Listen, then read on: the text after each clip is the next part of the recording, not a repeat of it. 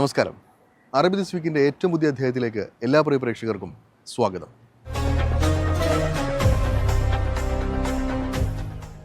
കടലിനടിയിലെ വിസ്മയലോകം കാണാൻ എല്ലാവർക്കും ഇഷ്ടമായിരിക്കും. എന്നാൽ ഈ വിസ്മയലോകം തേടി നിരന്തരം യാത്ര ചെയ്യുന്ന ഒരു മലയാളിയുണ്ട് ഇങ്ങ് ദുബായിൽ. ചേർത്തലക്കാരൻ വേണു. ആള് വ്യത്യസ്തനാണ്.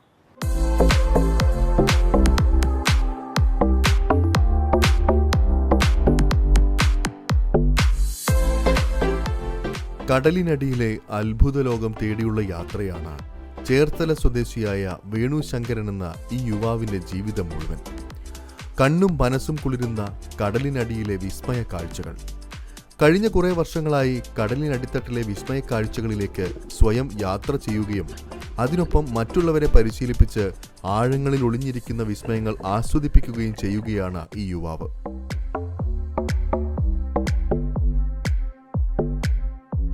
കുഞ്ഞുനാൾ മുതൽ കടൽ കൗതുകമായിരുന്നു വേണുവിന്. കടലിൻ്റെ അടിത്തട്ടിലെ അറിയാപ്രപഞ്ചത്തെ അറിയണം എന്ന ആഗ്രഹമായിരുന്നു. മുതിർന്ന ശേഷവും മനസ്സ് കടലിലേക്ക് തന്നെ കുതിച്ചുകൊണ്ടേയിരുന്നു. അങ്ങനെ സ്കൂബ ഡൈവിംഗ് പരിശീലനം ആരംഭിച്ചു. വലിയ പണച്ചെലവുള്ള പഠനമായതിനാൽ അതിലേക്കുള്ള യാത്ര വളരെയധികം ദുഷ്കരമായിരുന്നു. ആദ്യമൊക്കെ കുടുംബത്തിൽ നിന്നടക്കം വിമർശനങ്ങൾ ഉണ്ടായിരുന്നുവെങ്കിലും പിന്നീട് അവരും വേണുവിൻ്റെ ആഗ്രഹത്തിനൊപ്പം നിന്നു. വിജയകരമായി പഠനം പൂർത്തിയായി. അതിൽ പിന്നെ ഇതുവരെ കടലിന്റെ ആഴങ്ങളില്ലാതെ ഈ ചേർത്തലക്കാരന്റെ ഒരു ദിവസവും കടന്നു പോയിട്ടില്ല. ഇൻസ്ട്രക്ടർ ഒരു ഫിലിപ്പിനോയായിരുന്നു. ആദ്യമായിട്ട് ഞാൻ സ്ക്യൂബ ഡൈവ് ചെയ്യുന്ന സമയത്ത് ഈ ബബിൾസ് ഉണ്ടാവും. ബബിൾസ് കണ്ട് പേടിച്ച ഒരാളാണ് ഞാൻ. അപ്പം എന്നെ എൻ്റെ ഇൻസ്ട്രക്ടറിൻ്റെ കൈ പിടിച്ചു. ബബിൾസ് വരുന്നുണ്ടെങ്കിൽ നീ അണ്ടർ വാട്ടറിൽ ബ്രീത്ത് ചെയ്യുന്നുണ്ടെന്നുള്ളതാണ് അർത്ഥം. ഉടനെ എൻ്റെ കൈക്ക് പിടിച്ച് പുള്ളി നിർത്തിയിട്ട് പറഞ്ഞു, നിനക്ക് നല്ലൊരു ഡൈവർ ആക്കാൻ പറ്റും, പക്ഷെ നീ പേടിക്കരുത്, bubbles is the friend of the scuba diver. പിന്നെ അതിൽ നിന്നൊരു ഇൻസ്പിറേഷൻ കിട്ടിയിട്ടാണ് എനിക്കത് ഈസി ആയിട്ട് ചെയ്യാൻ പറ്റും എന്നുള്ളത് മനസ്സിലാക്കി വന്നത്. ഡൈവിംഗിലെ എല്ലാ മേഖലയിലും ഇതിനോടകം കൈവച്ചു കഴിഞ്ഞിട്ടുണ്ട് വേണു. മലയാളികൾ അധികം കടന്നുവരാത്ത മേഖലയായതുകൊണ്ട് തന്നെ ആദ്യമൊക്കെ വലിയ ആശങ്കയായിരുന്നു ഉള്ളിൽ. പക്ഷേ ഉള്ളിലുള്ള ആഗ്രഹം ശക്തമായതുകൊണ്ട് തന്നെ എല്ലാം കൃത്യമായി പഠിക്കുകയും മുന്നോട്ട് പോവുകയും ചെയ്തു വേണു. ആദ്യം എനിക്കിത് പഠിക്കാൻ ഞാൻ നേരത്തെ പറഞ്ഞ പോലെ ഇത് സാമ്പത്തികം വേണം. അപ്പോൾ അത് എനിക്ക് അത്രയ്ക്ക് സാമ്പത്തികമില്ല. പക്ഷേ ഞാൻ കുറച്ച് പൈസ ശേഖരിച്ച് ഇത് പഠിക്കാൻ തുടങ്ങിയപ്പോൾ കൂടുതൽ ഇൻട്രസ്റ്റിംഗ് ആയി. നമുക്കൊക്കെ ഇത് സാധിക്കുന്നതാണ് എന്നുള്ളൊരു തോന്നൽ എനിക്ക് ഉണ്ടായി. അങ്ങനെ ഞാനിത് കൂടുതൽ പഠിച്ച് പല രാജ്യങ്ങളിലൊക്കെ സഞ്ചരിച്ച് പഠിച്ച് അതിൻ്റെ സർട്ടിഫിക്കറ്റുകൾ കരസ്ഥമാക്കിയായിരുന്നു. ഇങ്ങനൊരു സംഭവം ചെയ്യുന്നവരാരും അറിയത്തില്ല. എൻ്റെ വീട്ടുകാർക്ക് ആർക്കും ഇതിനെക്കുറിച്ച് അറിയില്ല. ആദ്യമൊക്കെ അവർക്ക് ഭയമായിരുന്നു. കടലിൻ്റെ ആഴങ്ങൾ, അതുപോലെയുള്ള മത്സ്യങ്ങൾ, അതെനിക്ക് പേടിയായിരുന്നു. പക്ഷേ ആദ്യത്തെ 1-2 കോഴ്സൊക്കെ ഞാൻ ആരോടും പറയാതെയാണ് പഠിച്ചതും ഇതിൻ്റെ സർട്ടിഫിക്കറ്റ് കരസ്ഥമാക്കിയതും. പിന്നെ അവർക്ക് അതിന് ഇൻട്രസ്റ്റ് കൊണ്ടുവന്നപ്പം അവരെന്നെ സപ്പോർട്ട് ചെയ്യാൻ തുടങ്ങി.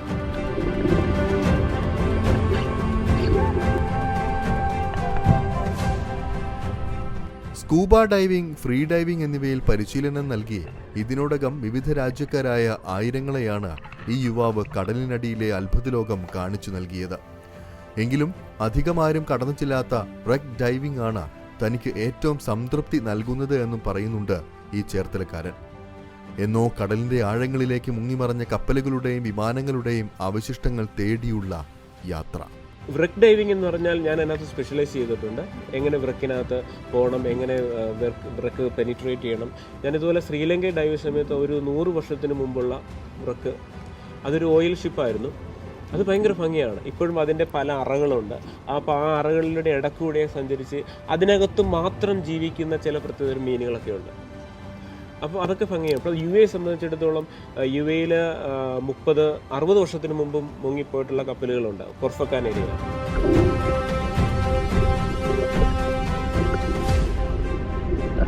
കേരളത്തിലെ ആദ്യത്തെ ഫ്രീ ഡൈവിംഗ് പരിശീലകനാണ് ഇദ്ദേഹം. കേരളത്തിൽ ഫ്രീ ഡൈവിംഗിന്റെ പ്രാധാന്യം നമ്മുടെ സർക്കാരുകൾ ഇനിയും തിരിച്ചറിഞ്ഞിട്ടില്ല എന്നും സംസ്ഥാനത്തുണ്ടാകുന്ന മുങ്ങിമരണങ്ങൾ ഒരു പരിധിവരെ തടയാൻ ഇതിലൂടെ സാധിക്കുമെന്നും അനുഭവത്തിന്റെ വെളിച്ചത്തിൽ പറയുന്നു വേണു. എൻ്റെ അറിവനുസരിച്ചിട്ട് നമ്മുടെ കായലുകളിലെ ഏകദേശം ഒരു 10 മുതൽ 12 വരെയുള്ള മീറ്റർ 10 മുതൽ 12 മീറ്റർ വരെയുള്ള ആഴമാണ്. അവിടെയൊക്കെ നമ്മൾ ഫ്രീ ഡൈവിങ് ഇൻട്രൊഡ്യൂസ് ചെയ്ത് കഴിഞ്ഞാൽ, നമ്മുടെ സേനകളെയൊക്കെ ഫ്രീ ഡൈവിങ് നല്ലപോലെ പഠിപ്പിച്ചു കഴിഞ്ഞാൽ തീർച്ചയായിട്ടും അവർക്ക് ഈ സ്ക്യൂബ എക്യുപ്മെൻറ്റ്സ് ഒന്നും ഇല്ലാതെ തന്നെ ഈ 10 മീറ്ററിൽ നമുക്ക് അവർക്ക് സെർച്ച് ചെയ്യാൻ പറ്റും. എന്തെങ്കിലും അപകടം ഉണ്ടായിക്കഴിഞ്ഞാൽ അവരുടെ മനുഷ്യനെ രക്ഷപ്പെടുത്താൻ സാധിക്കും. ബോഡിയൊക്കെ ഫൈൻഡ് ഔട്ട് ചെയ്യാനായിട്ട് ഈ ഫ്രീ ഡൈവിങ് വളരെ നന്നായിട്ട് പ്രയോജനപ്പെടുന്ന ഒന്നാണ് ഫ്രീ ഡൈവിങ് എന്ന് പറയുന്നത്. ഫ്രീ ഡൈവിങ് എന്ന് പറഞ്ഞാൽ ഇപ്പം സ്ക്യൂബ ആണെങ്കിലും ഫ്രീ ഡൈവിങ് ഇതുപോലെയുള്ള വാട്ടർ സ്പോർട്സുകളൊക്കെ കൂടുതലും വെള്ളക്കാരുടെ മേഖലയിൽ നിന്നാണ് കൂടുതലും ഇത് വന്നത്. പക്ഷെ നമുക്ക് ഒരുപാട് കടലുണ്ട്, കായലുണ്ട്, അത്രയ്ക്കും നമ്മൾ ഡെവലപ്പ് ആയിട്ടില്ല. പക്ഷേ ഇപ്പോൾ ഡെവലപ്പായി വരുന്നുണ്ട് സ്ക്യൂബ ഡൈവിങ്ങിൽ. പക്ഷേ ഫ്രീ ഡൈവിങ്ങിൽ ഒട്ടുമില്ല. ഈ ഫ്രീ ഡൈവിങ്ങിനകത്ത് ഈ വെള്ളക്കാരുടെ സംഭവമാണ്, അവരുടെ അസോസിയേഷനാണ്, അവരാണ് ഈ ലൈസൻസ് ഇഷ്യൂ ചെയ്യുന്നെങ്കിൽ പോലും നമ്മുടെ യോഗയാണ് ഇതിനകത്ത് മെയിനായിട്ട് ഉപയോഗിക്കുന്നത്, ബ്രീത്തിങ് എക്സസൈസ്. അപ്പോൾ ഞാൻ മൈസൂരൊക്കെ പോയിട്ട് യോഗ പഠിച്ചിട്ടുണ്ട്, 200 hours ടീച്ചേഴ്സ് ട്രെയിനിങ് കോഴ്സൊക്കെ പഠിച്ചിട്ടുണ്ട്. അപ്പോൾ എന്തുകൊണ്ട് എനിക്കിത് പഠിച്ചുകൂടാ എന്നൊരു ആഗ്രഹം എനിക്ക് തോന്നി. അങ്ങനെയാണ് ഞാൻ മാലദ്വീപിൽ പോയിട്ട് ഫ്രീ ഡൈവ് ഇൻസ്ട്രക്ടറിൻ്റെ കോഴ്സ് ചെയ്യുന്നതും പാസ്സാകുന്നതും. അങ്ങനെ ഞാൻ ഒട്ടും പ്രതീക്ഷിക്കാതെ തന്നെ എനിക്ക് 102 അടിയോളം ബെർത്ത് ഹോൾഡ് ചെയ്തുകൊണ്ട് 102 അടിയോളം എനിക്ക് പോകാൻ സാധിച്ചു. വെള്ളത്തിൽ വീണ ആളുകൾ ഭയപ്പെട്ടു പോകുന്നതാണ് പ്രധാനമായും മരണം ഉൾപ്പെടെ സംഭവിക്കാൻ കാരണമെന്നാണ് വേണു പറയുന്നത്.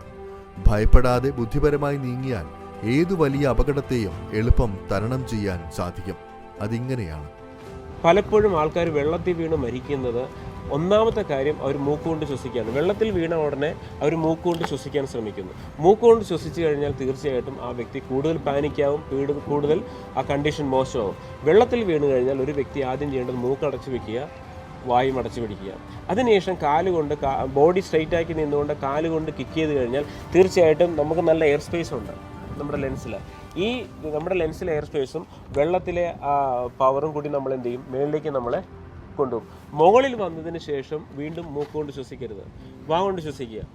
വാ കൊണ്ട് ശ്വാസോച്ഛ്വാസം എടുത്തു കഴിഞ്ഞാൽ വീണ്ടും നമുക്ക് സർവൈവ് ചെയ്യാനുള്ള എയറായി. ആ ഒരു ടെക്നിക്കും നല്ലൊരു കിക്കും പഠിച്ചു കഴിഞ്ഞാൽ തീർച്ചയായിട്ടും വെള്ളത്തിൽ വീണ് മരിക്കുന്നതിന് നല്ലൊരു ശതമാനം നമുക്ക് കുറച്ചെടുക്കാൻ പറ്റും.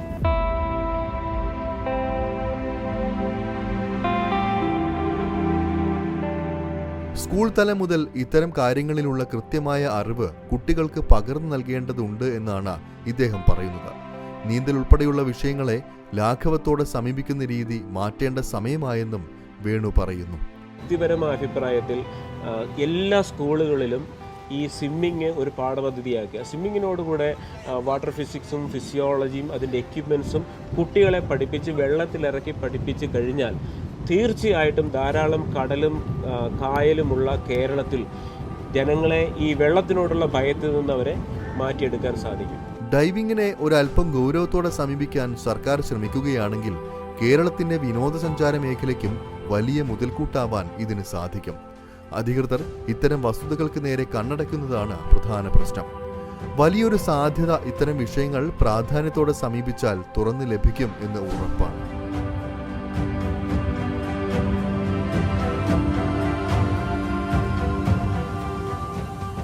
നമ്മുടെ കേരളത്തിൽ ഈ നമ്മുടെ മുക്കോ സഹോദരന്മാർ പലപ്പോഴും വല വീശാൻ പോകും, വല ഇടാൻ പോകും.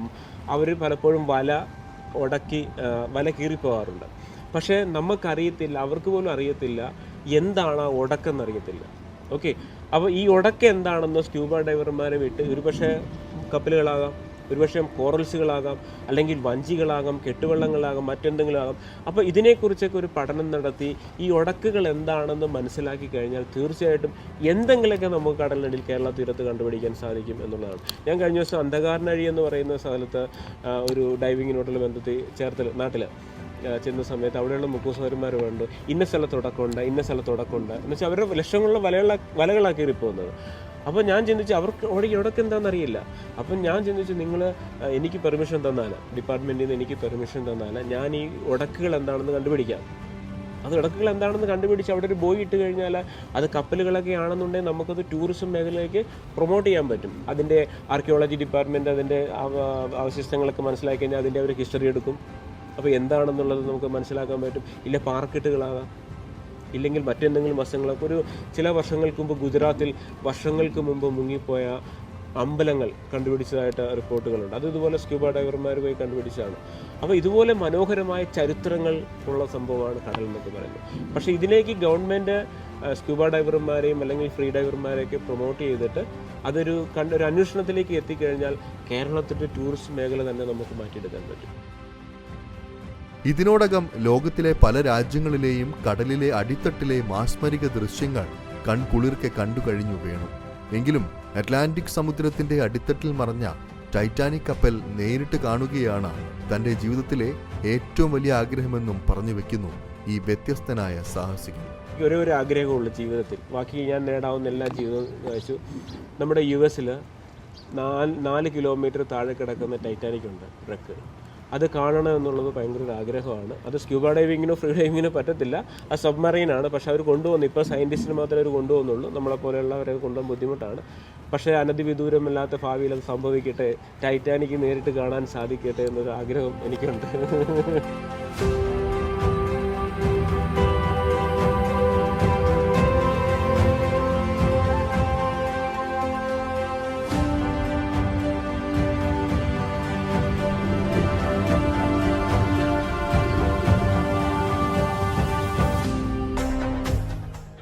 മരുഭൂമിയിൽ കൃഷി ചെയ്യുക എന്നുള്ളത് അത്ര എളുപ്പമുള്ള സംഗതിയല്ല. എന്നാൽ കുവൈറ്റ് അതും സാധ്യമാണെന്ന് കാണിച്ചു തരികയാണ്.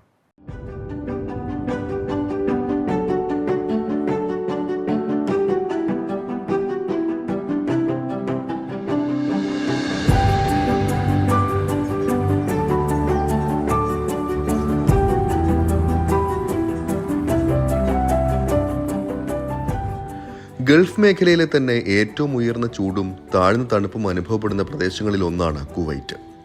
കൂടാതെ വരണ്ട വേനൽക്കാലം ഏറെ നീണ്ടു നിൽക്കുന്ന, കുറഞ്ഞ മഴ മാത്രം ലഭിക്കുന്ന, കൃഷിക്ക് തീരെ അനുയോജ്യമല്ലാത്ത കാലാവസ്ഥയുള്ള പ്രദേശം കൂടിയാണ് കുവൈറ്റ്. കുവൈറ്റിലെ മണ്ണ് പ്രധാനമായും മണൽ നിറഞ്ഞതാണ്.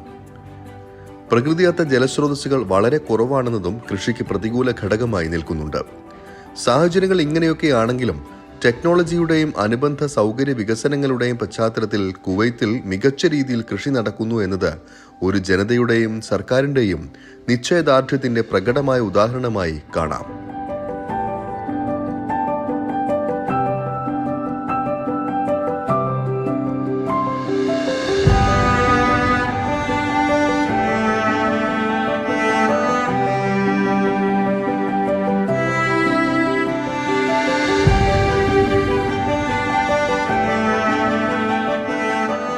കൃഷി വികസനത്തിൽ കുവൈറ്റ് നൂതന സാങ്കേതിക വിദ്യകളുടെ സഹായത്തോടെ പുതിയ കർമ്മ പദ്ധതികൾ തയ്യാറാക്കിയാണ് മുന്നേറുന്നത്. ജലത്തിന്റെയും വളത്തിന്റെയും ഉത്തമ ഉപയോഗത്തിലൂടെ മണ്ണിന്റെ അപര്യാപ്തത മറികടക്കുന്ന ഹൈഡ്രോപോണിക്സ് തുടങ്ങിയ സാങ്കേതിക വിദ്യകൾ ഉപയോഗിച്ച് നിത്യോപയോഗത്തിനുള്ള പച്ചക്കറികൾ ഉൽപ്പാദിപ്പിക്കുന്ന നിരവധി ഫാമുകളാണ് കുവൈറ്റിലുള്ളത്. കടൽ വെള്ളം ശുദ്ധീകരിച്ച് കൃഷിയോഗ്യമായ വെള്ളം ലഭ്യമാക്കുന്ന ഡിസാലിനേഷൻ സാങ്കേതിക വിദ്യ കുവൈറ്റിലെ കൃഷിയുടെ പുനരുജ്ജീവനത്തിന് പ്രധാനപ്പെട്ട ഘടകമാണ്. താപനില നിയന്ത്രിച്ച് ഫലപ്രദമായ കൃഷി സാധ്യമാക്കുന്ന ഗ്രീൻ ഹൗസുകളാണ് കുവൈറ്റിലെ ഫാം ഹൗസുകളിൽ വ്യാപകമായി ഉപയോഗിച്ചു വരുന്ന രീതി. തക്കാളി, വെണ്ട, ഇഞ്ചി, കാബേജ് തുടങ്ങിയവ ഗ്രീൻ ഹൗസ് കൃഷിയിലൂടെ വ്യാപകമായി ഉൽപ്പാദിപ്പിക്കുന്നുണ്ട്. രാസവസ്തുക്കൾ ഒഴിവാക്കി ഓർഗാനിക് രീതികൾക്ക് മുൻഗണന നൽകുന്ന കുവൈറ്റിലെ കൃഷി രീതി ആരോഗ്യകരമായ മികച്ച ഉൽപ്പന്നങ്ങളാണ് പ്രദാനം ചെയ്യുന്നത്.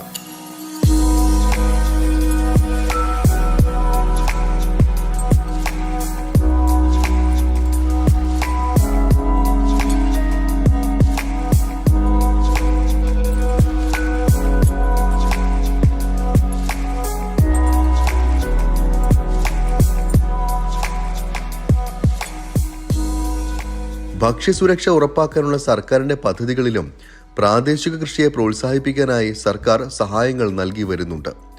കുവൈറ്റിന്റെ ദേശീയ വികസന പദ്ധതിയുടെ പ്രധാന ലക്ഷ്യങ്ങളിൽ ഒന്ന് ഭക്ഷ്യസുരക്ഷ കൈവരിക്കുക, സുസ്ഥിര കൃഷി പ്രോത്സാഹിപ്പിക്കുക എന്നിവയാണ്.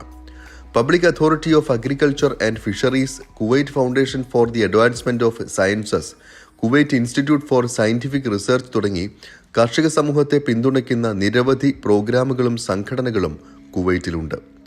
സർക്കാരിന്റെ മേൽനോട്ടത്തിൽ പരിശീലനവും പഠന ശില്പശാലകളും നൽകുന്നതിനും കൃഷിരീതികൾ മെച്ചപ്പെടുത്തുന്നതിനും വിവിധ തലങ്ങളിൽ ഇത്തരം കേന്ദ്രങ്ങൾ സഹായം നൽകുന്നുണ്ട്. ഇന്ത്യക്കാർ ഉൾപ്പെടെയുള്ള നിരവധി പ്രവാസികൾക്ക് തൊഴിൽ നൽകുന്ന മേഖല കൂടിയാണ് ഇത്. കുവൈറ്റിലെ 90% ഭൂമിയും കാർഷിക യോഗ്യമല്ല എന്നാണ് കണക്കാക്കപ്പെടുന്നത്. കുവൈറ്റിന്റെ തെക്ക് വഫ്ര, വടക്ക് അബ്ദല്ലി, മധ്യഭാഗത്ത് സുലൈബിയ എന്നിവിടങ്ങളിലാണ് കാർഷിക മേഖലകൾ സ്ഥിതി ചെയ്യുന്നത്. ഏകദേശം 2880 ഫാമുകൾ ഉണ്ടെന്നാണ് കണക്കുകൾ സൂചിപ്പിക്കുന്നത്. വാരാന്ത്യങ്ങളിൽ അവധി സമയങ്ങൾ ചെലവഴിക്കാൻ സ്വദേശികളും വിദേശികളും വഫ്ര, അബ്ദല്ലി എന്നിവിടങ്ങളിലെ ഫാമുകളിലും എത്താറുണ്ട്. എല്ലാവർക്കും സന്ദർശന അനുമതി ലഭിക്കുന്ന നിരവധി ഫാമുകളും ഇവിടങ്ങളിൽ സ്ഥിതി ചെയ്യുന്നുണ്ട്. പ്രതികൂലമായ കാലാവസ്ഥയാണെങ്കിലും കൃഷിക്ക് വേണ്ടി നൂതന സാങ്കേതിക വിദ്യകൾ പ്രയോഗിച്ച് തന്നെ മുന്നോട്ട് പോയി വിപ്ലവം സൃഷ്ടിക്കുകയാണ് കുവൈറ്റ്.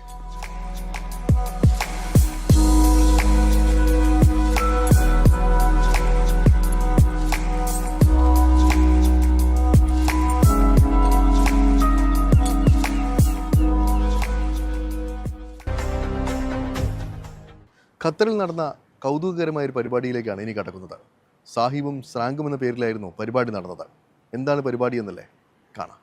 പ്രഭാഷകനും എഴുത്തുകാരനും മുസ്ലിം ലീഗ് പാർലമെന്റ് അംഗവുമായ അബ്ദുൽ സമദ് സമദാനിയും നടൻ സലീം കുമാറും തമ്മിൽ എന്ത് എന്ന ആശയക്കുഴപ്പത്തോടെയാണ് ഖത്തറിലെ മലയാളികൾ സാഹിബും സ്രാങ്കും എന്ന പരിപാടിക്കെത്തിയത്. എന്നാൽ ഇരുവരും സംസാരിച്ചു തുടങ്ങിയപ്പോൾ കഥ മാറി. സിനിമ മാത്രമല്ല, ചിരിയും ചിന്തയും മലയാളിയുടെ സാമൂഹിക ജീവിതവുമെല്ലാം സാഹിബും സ്രാങ്കും തമ്മിലുള്ള സംസാരത്തിനിടെ കടന്നുവന്നു. പറഞ്ഞു വന്നപ്പോൾ കേരളീയ സാമൂഹ്യ ജീവിതത്തിലെ മൂല്യച്യുതിയും ദൈനംദിന വാർത്തകളിലെ മനസാക്ഷി മരവിപ്പിക്കുന്ന അക്രമവാസനയുമെല്ലാം രണ്ടുപേരും പരസ്പരം പങ്കുവച്ചു. മലയാള സിനിമയിൽ ചിരി ഇല്ലാതാകുന്നുവെന്നും വയലൻസും ഇറച്ചിക്കടകളിലേതുപോലുള്ള വെട്ടിക്കൂട്ടലുമാണ് പുതിയ തലമുറ ആഘോഷിക്കുന്നതെന്നും സലീം കുമാർ പറഞ്ഞു. നമുക്കൊരു എന്റർടൈൻമെന്റ് ഇതിലൊന്നും കിട്ടുന്നില്ല എന്നുള്ളതാണ്. പിന്നെ വയലൻസ്, സിനിമ എന്നിട്ട് ഒടുക്കത്ത വയലൻസ് ആണ്. വെട്ടിക്കൂട്ടി ഇറച്ചിക്കട പോലെയാണ് ഇപ്പോഴത്തെ സിനിമ. എന്താണ് ഇവരുടെ ഒരു ആസ്വാദനം എവിടെ എത്തിയിരിക്കുന്നത്? ഒരു ചിരിയുള്ള പടം വന്നിട്ട് എത്ര കാലമായി? കാരണം ഇവരുടെ കയ്യിൽ മുഴുവൻ ഈ വയലൻസും സ്റ്റണ്ടും മാത്രമേ ഉള്ളൂ. ഒന്ന് നിങ്ങൾ ആലോചിച്ച്, ഒരു ചിരിയുള്ള പടം, നമ്മളെ പൊട്ടിച്ചിരിപ്പിച്ച പടങ്ങളൊക്കെ നഷ്ടപ്പെട്ടുകൊണ്ടിരിക്കുകയാണ് കേരളത്തിൽ. മറ്റു സംസ്ഥാനങ്ങളാരും എനിക്കറിയില്ല. നമ്മുടെ കേരളത്തിൽ നഷ്ടപ്പെട്ടുകൊണ്ടിരിക്കുകയാണ്. നല്ല വേളു കൃഷ്ണൻകുട്ടിയെ പോലെ അല്ലെങ്കിൽ സുകുമാരനെ പോലുള്ള ഹാസ്യം എഴുതുന്ന സാഹിത്യകാരന്മാരും ഇല്ലാണ്ടായിക്കൊണ്ടിരിക്കുകയാണ്. RJ ഫെമിനയുടെ നേതൃത്വത്തിൽ സെഡ് മീഡിയ ഒരുക്കിയ പരിപാടിയിൽ സലീം കുമാറും സമദാനിയും അവരുടെ ഓർമ്മകളും സൗഹൃദങ്ങളും എല്ലാം പങ്കുവച്ചപ്പോൾ സദസ്സിലുള്ളവർക്കും അത് വേറിട്ട അനുഭവമായി. ഈയിടെ അന്തരിച്ച മലയാളത്തിന്റെ പ്രിയ ഗായകൻ P. ജയചന്ദ്രനും മലയാളത്തിന്റെ നിത്യഹരിത നായകൻ പ്രേം നസീറുമായൊക്കെ അടുത്തിടപഴകിയ അനുഭവങ്ങൾ സമദാനി പങ്കുവച്ചു. കലാകാരൻ നല്ല മനുഷ്യനും കലാസൃഷ്ടികൾ മനുഷ്യനെ നന്മയിലേക്ക് നയിക്കുന്ന ചോദനകളുമായിരിക്കണമെന്ന് സമദാനി പറഞ്ഞു.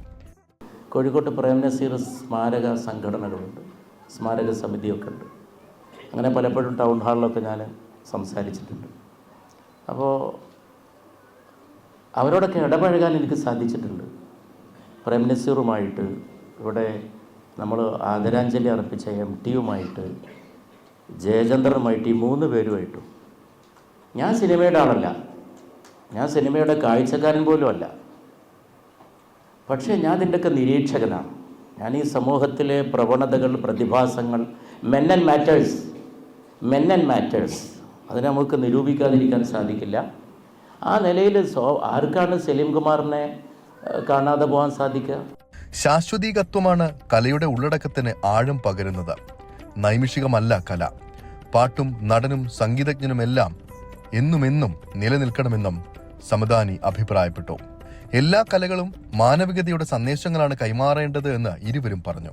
വസ്ത്രത്തിലും വേഷത്തിലും വർഗീയത കാണുന്നവരെ തുറന്ന് എതിർക്കുക തന്നെ വേണം എന്നും സമ്മിശ്ര സംസ്കാരത്തിന്റെ പ്രതിഫലനമാണ് കല നൽകിയത്. നസീറും മമ്മൂട്ടിയും ഉൾപ്പെടെ മുസ്ലിം കലാകാരർ രാമനും കൃഷ്ണനും തുടങ്ങി പുരാണ വേഷങ്ങളും വടക്കൻ പാട്ടുകളിലെ നായകവേഷവും എല്ലാം ചെയ്തപ്പോൾ മുസ്ലിം വേഷങ്ങൾ ചെയ്ത് വിജയിപ്പിച്ചത് ബാലൻ K. നായർ, കുതിരവട്ടം പപ്പു, ശ്രീമൂലനഗരം വിജയൻ തുടങ്ങിയ ഹിന്ദുമത വിശ്വാസികളായ നടന്മാരായിരുന്നു. കലയിൽ തന്നെയുണ്ട് മതത്തിന് അതീതമായ സൗഹാർദ്ദമെന്നാണ് ഇതിൽ നിന്ന് മനസ്സിലാക്കാൻ കഴിയുന്നതെന്ന് പറഞ്ഞപ്പോൾ ഇരുവരുടെയും വാക്കുകളെ നിറഞ്ഞ കയ്യടികളോടെയാണ് സദസ്സും ഏറ്റെടുത്തത്. ICC president AP Manikandan, ICBF president Shanavas Bava, ISC general secretary Nihad Ali തുടങ്ങിയവർ പരിപാടിയിൽ പങ്കെടുത്തു. അറബി ദിസ് വീക്കിന്റെ ഈ ഒരു അധ്യായം ഇവിടെ പൂർണ്ണമാവുകയാണ്. അറബി നാടുകളിലെ കൂടുതൽ കൗതുക കാഴ്ചകളും വിശേഷങ്ങളുമായി അറബി ദിസ് വീക്ക് അടുത്തയാഴ്ച ഇതേ സമയം ഇതേ ദിവസം. നമസ്കാരം.